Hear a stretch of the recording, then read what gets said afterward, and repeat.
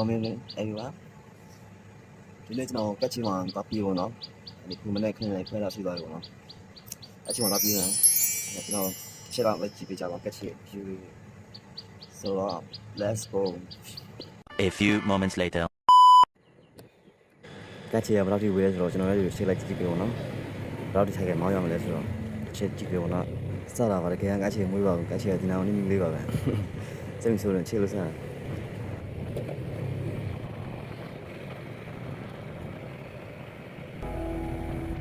ကျေပန်းလေးတွေပြူခဲ့မင်းလေးပန်းဖို့တောင်ရှိလာချိန်တွေရဲ့မင်းရိပ်များတွေတွင်ပြောက်သွားစေ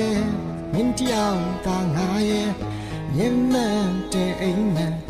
ချီရဲ့ခေါ်ဆောင်ရဆိုင်မမနဲ့မျောလွင်ရင်ငါဘာမ